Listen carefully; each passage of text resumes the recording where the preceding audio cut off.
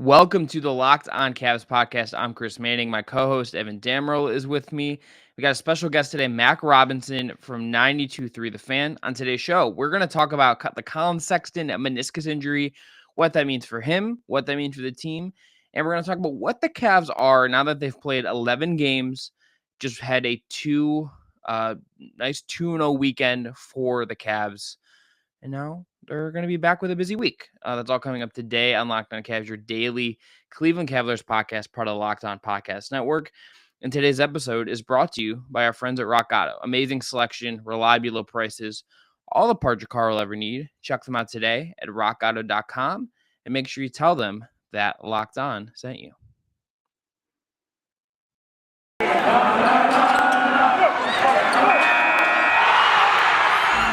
You are Locked On Cavs, your daily Cleveland Cavaliers podcast. Part of the Locked On Podcast Network, your team every day.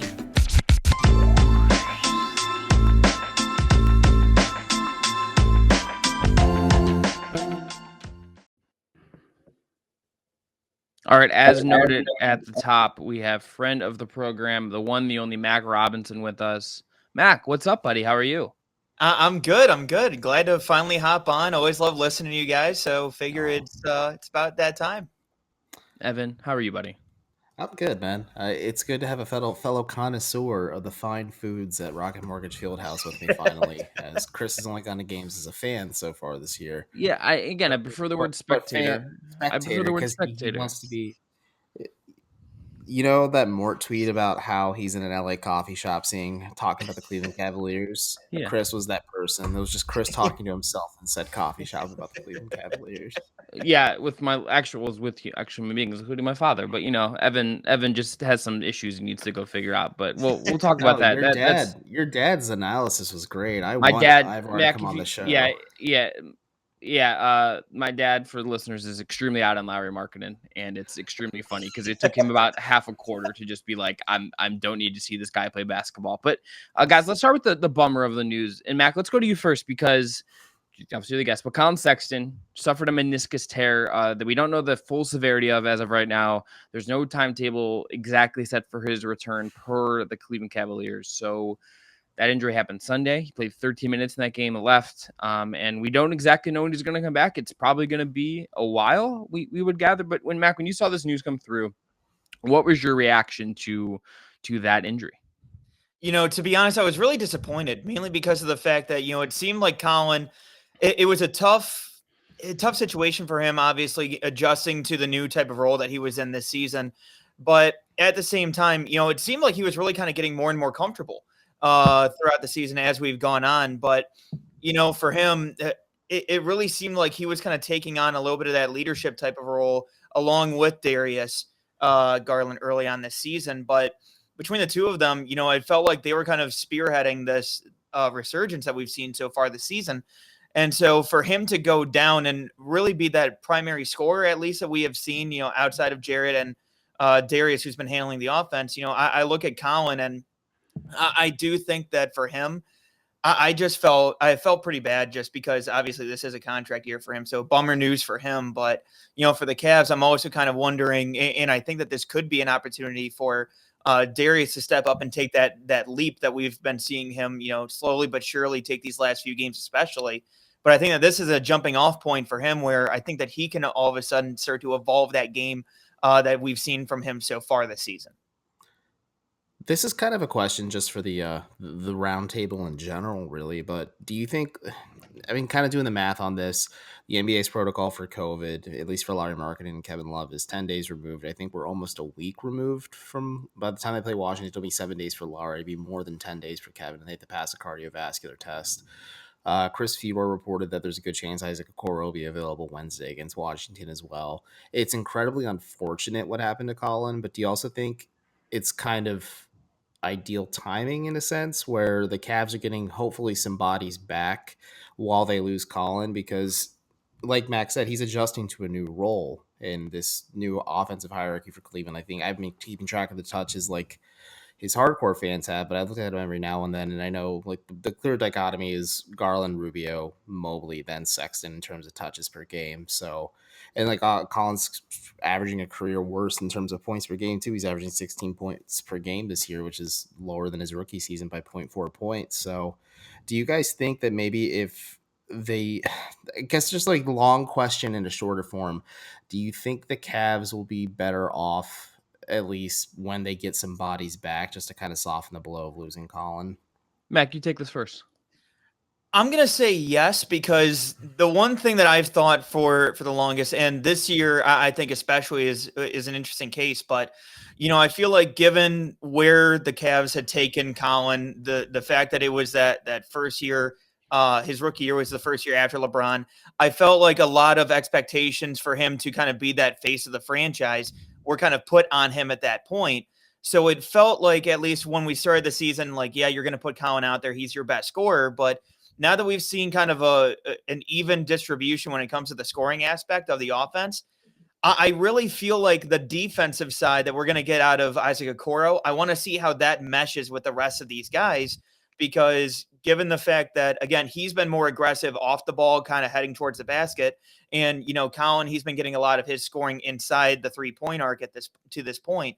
I look at what Collin has brought to the table so far, and I wonder how Isaac Okoro can kind of fit into that type of role, and just the kind of difference in production between those two and what you're able to kind of take from that. So I think that this is an interesting, like you said, I think this is an interesting time more than anything for them to be getting Okoro back with Sexton going down, just to see how this offense kind of plays with him in there as well. Yeah, I think that's right. I think the Okoro part of this is interesting because I think there's like, I think like there's going to be an impulse from JB to like start Rubio, but I kind of just wonder if you want to keep the easy staggering with Rubio coming off the bench and what that provides. You can still play him late in the game. I also just like think Okoro would provide something needed for the starting lineup and some cover for Darius in certain ways defensively. So I just want to see that. The other thing that I to me that I've thought about today is that I think this is just a bummer for Collin Sexton, the human being, because this is a really big year for his career. This is last year of his rookie scale deal. He's staring down the barrel of restricted free agency. He's, as Mac, has said, and I think has been one of the big themes of the season, he's trying to figure out what his new role is, and he's trying to get comfortable in that new role. That is both, as a guy who has to play with a little bit less of the ball in his hand. That's a guy who I think we've seen some actual defensive improvement from him, and he's done some better job at least of navigating screens. You can look at the on-off numbers. They don't paint the prettiest picture of his impact on the Cavs right now. They are what they are. I don't know if I totally buy exactly what they are, but for Collin, this is just like a really inopportune moment for this to happen. There's never a good time for an injury, right? But if he's going to miss, let's say, somewhere between, let's say 8 weeks, let's just say it ends up being somewhere in that 8-week range for this. The Cavs are going to take on an identity in that time. They're going to figure some stuff out that where they can use him, how they can find success without him in that time. He's going to come back to a team that has found its footing in a different way, provided no other injuries happen. And it could be a Cavs team that, we'll see where they go. We're going to get into this, but like, this is a Cavs team that right now is 7-4. He's played a part in that success. I wouldn't say he's been the driver of said success, but he's a guy that's just in this position where like, there's no one that has more on the line this season than him, I would argue. Like, yes, Kevin Love wants to figure out what the next stage of his career is. Marketing is trying to find his footing. Even Okoro needs to find his footing to some degree in the league. Garland, will be extension eligible, but none of them are staring down that reality more aggressively than Collin Sexton. And like, that just makes this really tough. And he could come back to a situation that is morphed without him in around. And like, that's just, as a human being, and knowing how much like his life is like playing basketball and being in shape and working out, and like, that is sort of what drives him in a very distinct way. I just think this sucks for him. And I just like hope that he can navigate this correctly. Just hope he can, stay active in some way. And I just hope that this process goes cleanly, because like, it's just it's not fair to like speculate about like what the injury could mean for him long-term. I think that's like a very tricky ground to go on, but this is just like an absolute bummer for a guy that has been pretty healthy to start his career. This is a bad injury, and it's just at a worst possible time in the most pivotal year of his career so far. It's just that's all I've been thinking about with this Collin thing. And the basketball stuff obviously matters to you. You guys have both done a much better job than I did talking about that. But like, it's just a really tricky situation for him to be injured right now as the Cavs are doing what they're doing. Oh yeah, absolutely. Like you empathize with Colin a lot here, but Chris, we should probably put a quick pin in this. We can speculate on this all day, but we don't really have a clear Well, timetable I'm of going to ask Colin's. you guys. Yeah, one more thing I want to ask you both. We've touched on it a little bit, but let's say everyone's healthy in the near to immediate future. So you get Markin back, you get Love back. Okoro is back from his hamstring. What starting five would you guys go? I thought this was going to be a way more loaded question where you say No. everyone's finally healthy. Who do you start? I'm like, Chris, No. we're not going here. Yeah. But If one of us was going to do that, his name would rhyme with Pevin or Devin or Kevin. there you go. There you go. That the last two names are actual names of person to name their child, but Look, it's it you really don't know depends me. on how. I mean, JB's hell bent and determined to play this three big lineup, so I'm just gonna assume it's gonna be Marketing, Mobley, and Allen, and then at that point, you see if Garland and Rubio, like, you really stretch that out to its limit, and if that doesn't work, you put a Coro in his place, or maybe even Jetty if you want some 3-point shooting instead. Okay, Mac, what would you go with? Could you give me the question one more time? Yeah. So everyone aside from Colin is healthy. So you get Love back, you get Markin back, Okoro's back. Who's your starting five in the interim while Colin is out? In the interim, I'll put in. Honestly, I want to say Rubio, but I think that, like what you talked about a little bit, I think you stagger both of them. So for me, I would put a Coro at the 2. That was something that I kind of wanted them to. If the Cavs were able to bring in another wing, I wanted them to kind of dabble with a Coro playing the 2, since, again, he's at that 6'5", 6'6" range. So at that point, maybe a little bigger for guards. So I think that could be a matchup on defense that they could take advantage of, in addition to all the switching that they're able to do with the big. So I would go ahead and put Isaac there, since you still have the scoring pot that you can from Markkanen, as well as Allen and those guys. So I would say Garland, Okoro, Markkanen, Mobley, and then Allen. Yeah, I think I'd go with that as well. I also just want to see at some point Garland, Okoro, Windler, and then Mobley and Allen. I would like to see that 5, just for fun, just for a little taste. But Evan, let's go into a break. We got to pay some bills. First up is our friends at Truebill. Why don't you tell everyone about them? Sure thing. We sure do have to pay this bill truly with Truebill. Do you guys know that free trials renew without your consent? It's a business scam out to get you. Do not, and I mean do not, I'm saying this seriously, let greedy corporations pocket your money. Download Truebill to take control of your subscriptions to stop it today. Truebill is the new app that helps you identify and stop paying for subscriptions you don't need, want, or simply forgot about. On average, people save up to $720 per year with Truebill. Because companies make subscriptions hard to cancel, Truebill makes it incredibly simple. Just link your accounts and Truebill will cancel your unwanted subscriptions in just one tap. And your Truebill concierge is there when you need them to cancel unwanted subscriptions so you don't have to. And also, if you just want a friend.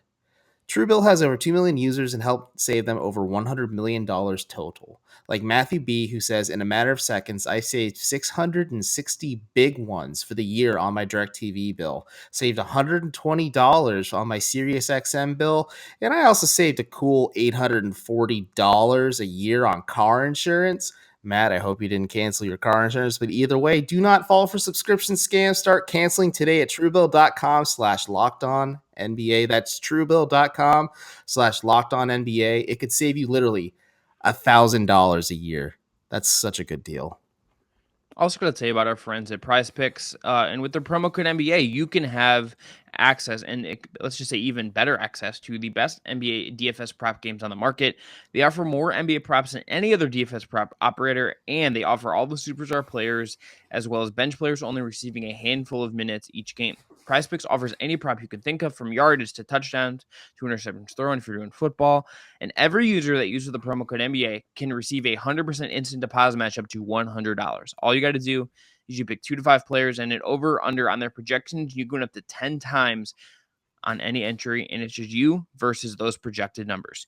PrizePicks allows mixed sports entries. So you could take the over on LeBron combined with the under on Mahomes in the same entry. Use the award-winning app on both the apps from Google Play. Entries can be made in 60 seconds or less. It's that easy, and they offer safe and fast withdrawals. Do not hesitate. Check out prizepicks.com, and with the promo code NBA, go to your app store and download the app today. Again, that's Prize Picks, and it is daily fantasy made easy. I love it. Evan loves it, and we know you'll love it too. Hey, guys, any lingering Collin Sexton thoughts before we go on to what the Cavs actually are right now?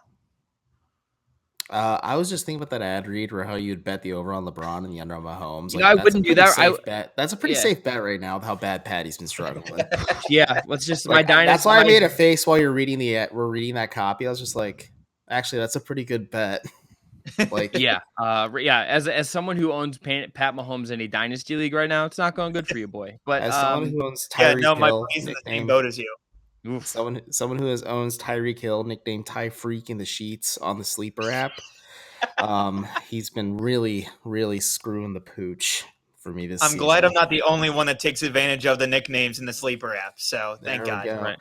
I think it's clear So we it's a don't have any sleeper. fleeting Collin Sexton thoughts because, like I said, can't speculate on this too much because we don't have Yeah. a clear timetable of when he'll be back Yeah. or whether or not he needs surgery. And also, I Yeah. don't think it's really our business until the Cavs feel comfortable disclosing that information. Yeah, I mean, I think I there is some to me intrigue about how this stuff always happens, but I think when they say okay, he's just going to rehab or have surgery, that will be the next sort of milestone in this. But all right, guys, let's go into what the Cavs are again. They are 7-4. They have just won 2 games in a row against the Raptors and the Knicks. 2 very different games, but 2 games is They're ranked 7th on the NBA.com's power okay. rankings right now, I 16th just on saw you flash a ESPN, 5. 5 and 2. There's 2 fingers behind my pop filter. Look, I have Did you I know on you half a education screen. teach you how to count? No. I have you on half of a screen, and then I have cleaning the glass up, and the Cavs in that are 17th. Back on half your screen. Wow, way to honor our guest. Max full. I cut off half your face. I see enough of you, buddy. Cavs are 17th in net rating. They're an even after last night's game, 0.0 in net rating. Straight even stuff for the Cavs. They have they're right now expected win total of 41 games if they were playing at this rate for the whole season. That's kind of crazy. They are third in expected win difference. They are 23rd. They are 15th in offense and then 18th in defense. Again, after last night's game, they are in the league second against the spread. As noted, friend of the program, Carter Rodriguez has noted. I believe he is first one pointed this out, and Evan mentioned it yesterday. They have not been a betting favorite in any game this season, so they are second against the spread. The only team better against the spread this year, Evan. Can you guess who it is? Or Mac, can you guess who it is? Miami Heat. Really? Oh, Miami really? Heat. Miami Heat first against the spread, third the Golden State Warriors. Hashtag What do you Heat culture, baby. Yeah, hashtag Heat culture, just doing good for the fine folks down in Miami, Florida. But Mac, what do you think of this Cavs team so far? Are they better than you expected? Are they what you expected? Is this real? What do you just make of where we're at right now with this team? So I'll start by saying this. When LeBron left the second time, all I wanted from this team was just to be fun. All I wanted from this team was to be a team that I was entertained by watching. I didn't need them to go to the postseason every single year or have that high expectation. I just wanted it to be fun basketball. And coming into this year, I thought that there was a possibility of that. I thought that the addition of Lauri Markkanen, I thought that was a curveball that I wasn't expecting, but at the same time, I welcomed it. But at the same time, I thought that this was a team that could surprise some people, maybe win a few more games than people were expecting. But I thought that overall it would be an entertaining team to watch. To say that I've been surprised at this point is a vast understatement. Mainly because of the fact that it's not just the fact that they're winning, because I know that was something that people have brought up because, the team started out to a hot start last year. It's the fact that they're having comebacks and they're sustaining these wins, and they're sustaining leads towards the end of the ball game. A game like Friday night, that seems like it would have been a game that the Cavs lost last year by 15 instead of coming back and winning by 1 with a couple of seconds left. So, it's the fact that they're overcoming some of these deficits and everything like that. But it's also the fact that it seems like they're growing up as a team, I guess, is the way that I kind of looked at it. So I think that they've overperformed to what I expected, but it's definitely a pleasant surprise and something that I think can be sustainable. Yeah, I know I was just talking about betting advice, and I know I told our listeners before the season to smash the under on the Cavs. You did, Ben Axelrod did, and I did. We all were like, yeah, this team's going to be better, but smash that under. I'm giving betting advice left and right as of this show because you mentioned the spread thing as well. And I think I picked against the Cavs more often than not in most of our episodes too. So trust me, the Mahomes LeBron one's foolproof. I feel confident in that one. But this Cavs team has exceeded my expectations so far. They're like Max said, they're playing really fun basketball. I didn't think maybe scoring by committee was going to be a sustainable approach, but here we are. They have multiple double digit scores on a night to night basis during this 4-game winning streak of theirs. Where they went 4-0 in the last week, they have 6 players on average averaging double digit scoring. And I mean, Collin Sexton was one of those players, so you slash one of those off, but you still have 5 left. And hopefully bringing Markkanen back in the fold. Hopefully bringing Love back into the fold soon. You're bringing Isaac Okoro back in the fold soon. Like, JB Bickerstaff has his finger on the pulse of this team. He is kind of tinkering and making stuff and work and figuring it out in real time. I think it's kind of encouraging and a feather in his cap to say that a lot of teams are frustrated and befuddled with the Cavs playing 3 7-footers to start games, like Paul George, who the other player of the week other than Jared Allen, we should probably mention that at the top. Jared Allen won player of the week for the Eastern Conference folks. Good for him, well deserved. But Paul George, the Western Conference player of the week, said it was really frustrating. It's not really something he's seen before. So I think teams will figure that out eventually. But I think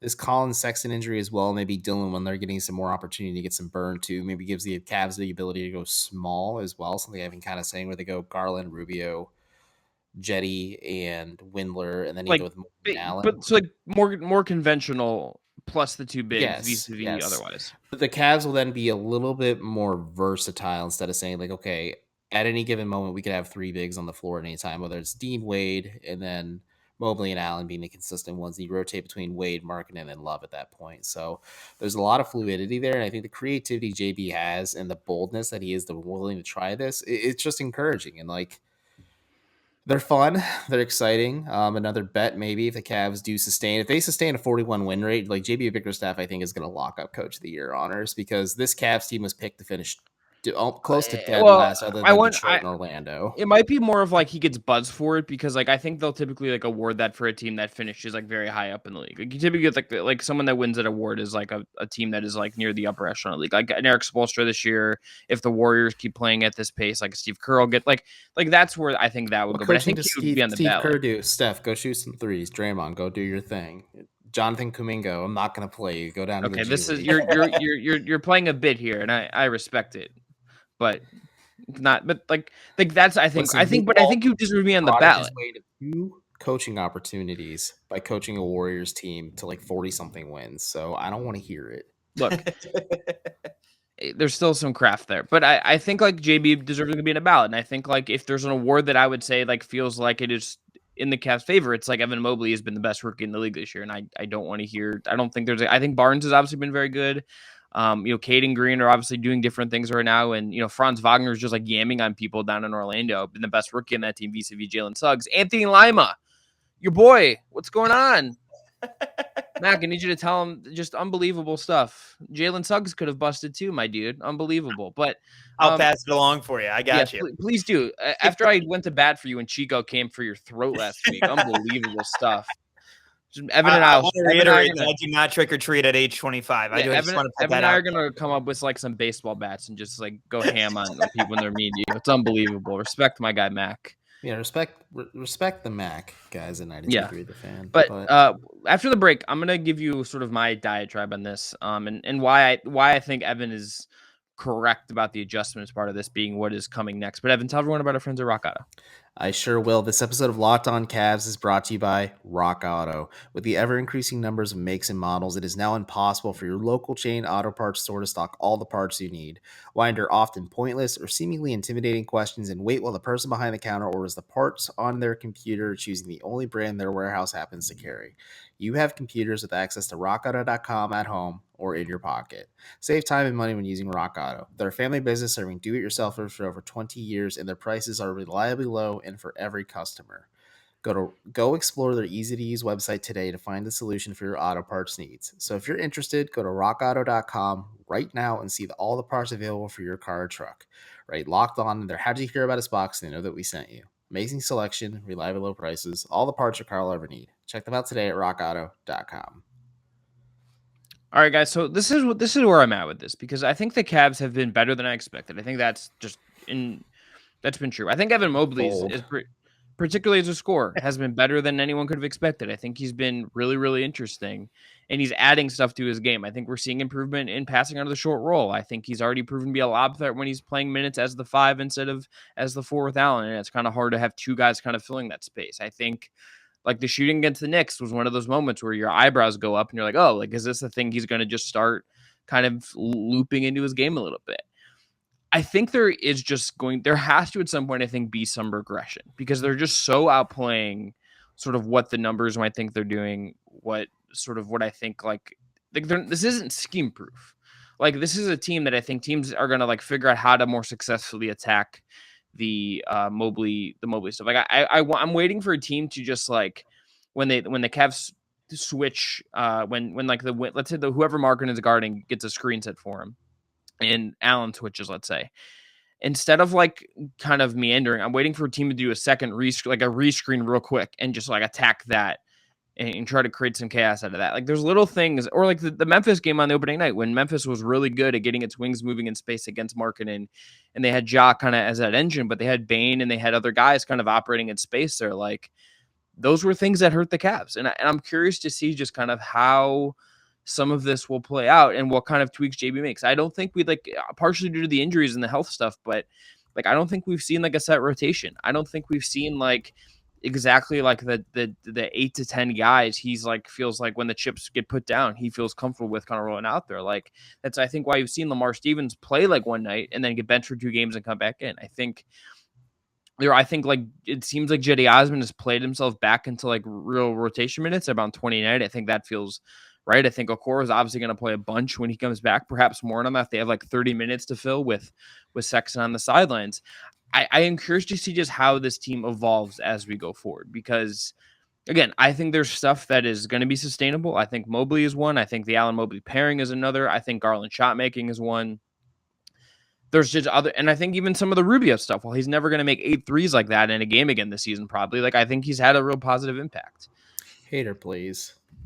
Evan, if he does that again, you can go. You have to still go see Venom Let There Be Carnage in theaters. I learned that the rapper Little Sims did an appearance in that movie, and I may go see that movie just because Little Sims is a great rapper. You have to go see the movie because you lost a bet. And I saw the pre-order links for Amazon were available. I'm like, and I have Chris's address saved in my Amazon account because I bought him Baby Joker Yoda.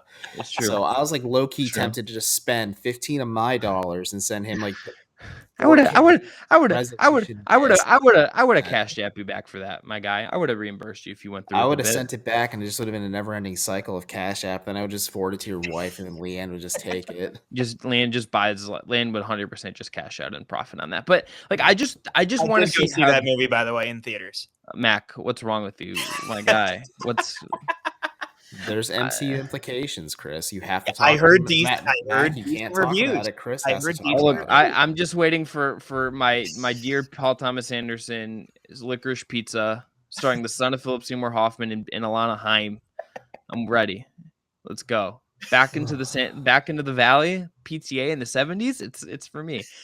But I mean, do you guys feel? I mean, is there an adaptation with what the Cavs are doing that like you want to see them make? Like, is there just something that you're skeptical about? Because we've been very positive. I am just still skeptical of the 3 big lineups like being a thing that's going to last and be successful for the 82 game season. I just am. Like, I just need to see that for like a big chunk of time to feel that those are like real. Because like to this point, I think those have worked because Mobley and Allen are making those things work. I don't feel like it is like something that is like 3 pieces working together, but I might be wrong. I'm notoriously not very smart. So like, what do you guys just think about like what doesn't work, and if there's anything you're skeptical about that as we've seen so far?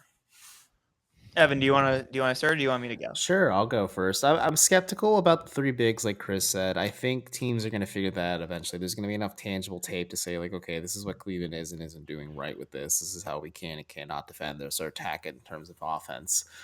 I'm skeptical that right now at its core, like this Cavs team's playing really well. They beat the Knicks on a fluke Ricky Rubio game, much to Chris's point. Like, yes, Evan Mobley was incredible, but if it wasn't for Rubio, I don't really think the Cavs would be in that game necessarily. I I'm waiting for the other shoe to drop because it's the cynic in me talking, where I'll say, okay, this Cavs team has faced a few tests of adversity. I think their biggest test at this point is losing Collin Sexton. I can't read your phone right now, dude. My wife says I'm smart. That means it's true. Continue. You are smart. You're very smart, Chris. You're incredibly intelligent and a gifted writer. I enjoy editing your pieces. So lost my momentum there. Thanks, Chuck. This is just payback for all the times you've done that to me. If we're being honest, Yeah. if we're keeping it 100. Even one Scundo. So yeah, I'm just waiting for the other shoe to drop. I think this Collin Sexton injury is their first real big test of adversity because, yeah, Collin isn't scoring as much. He's adjusting to a new role, but he is a spark plug. He's a bucket getter. The Cavs are going to run into problems like they did against Atlanta when Collin Sexton is more so looking to get his teammates involved, when instead he should have just been selfish and just take more shots. Like the Cavs are going to run into something like that where a team defends them well and they kind of fall apart and that youth and inexperience comes back to bite them. So I'm cautiously optimistic. They are exceeding my expectations so far. I'm enjoying every game on a night-to-night basis, even in some of these ugly losses like the Phoenix game. There's some fun stuff to glean from that still at the end of the day, but I think there's going to be more games like Phoenix, but Chris said they're on pace to win 41 games if they kept it up at this rate. I don't think that's From like, well, sustainable. that's from like what the number, like their win pace would be, I think, different than that. But in terms of like what their like net rating and like all, like their numbers Yes. would say, it's that. Yeah, just to be Is that clear. adjusted with Sexton being out yet or no? No, this is just as far as I understand it, the Ben Folks model of cleaning the glass is basically like, here's what they have performed as a team so far with their numbers. This is what the team playing like this would do over the course of a normal 82 game season. Like that's Gotcha. how you can kind of project it out that way. Okay.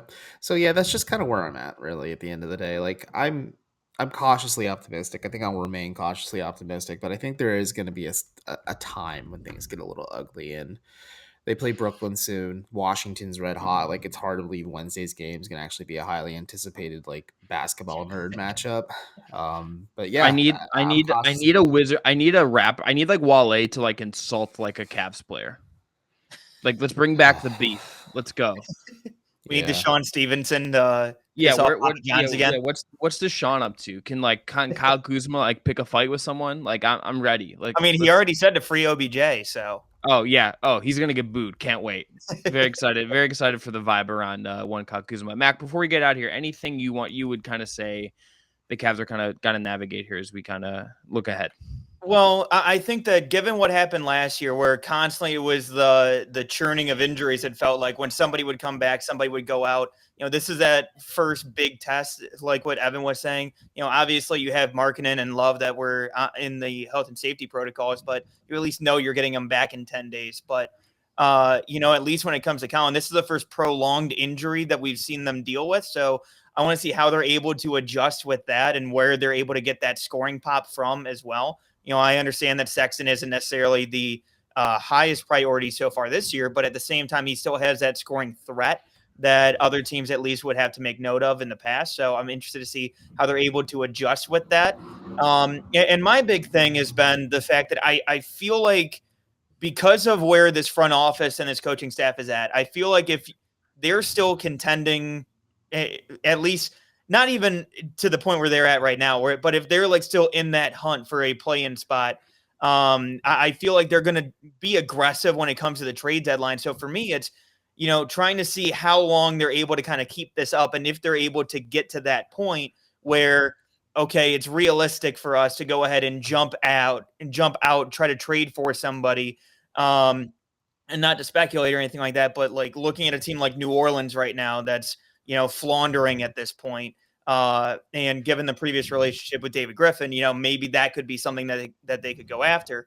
But at the same time, just seeing how long they're able to keep this up, and if they're able to keep it up long enough to get to that point where they can go out and be aggressive and go after somebody via trade and, add on to what they already have currently.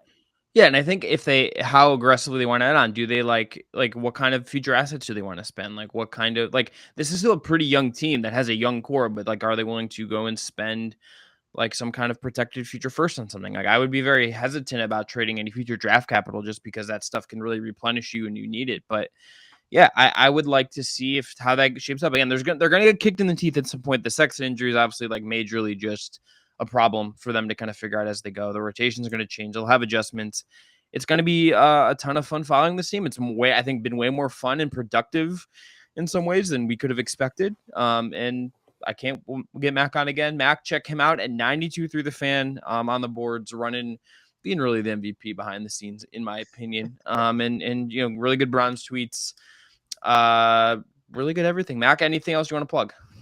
Yeah, so coming up on November 19th, you guys can catch me filling in for Chico from 7 to midnight, running Chico After Dark. So yeah, hosting that night. You guys can check me out there. We're claiming that for you permanently. At least co-host. Like we're gonna use leverage and really negotiate there. Evan, anything you got to plug as we wrap up? Nothing really I got to plug, but Mac, when you host that, you should bring back the McDonald's 1987 advert Mac Tonight and really like lean into that a little bit. Like Or can you recreate the Jason Alexander McDonald's McDouble with cheese ad? You know what? I will do my best. I'll try to go ahead, get some people behind the scenes on it. We'll try to get it done. Love Please get it done. They didn't even sponsor today, but look at free ads for a mega company like McDonald's. But until next time, reach me on Twitter, McDonald's. Yeah, McDonald's 95. Go ahead, send me the DM. Yeah, let's go. Again, Evan will be off tomorrow. Jordan Zerm's going to be sliding in. We're going to be talking about all things Evan Mobley. And again, please hit subscribe on YouTube if you haven't already. Everyone be well. Have a good Tuesday.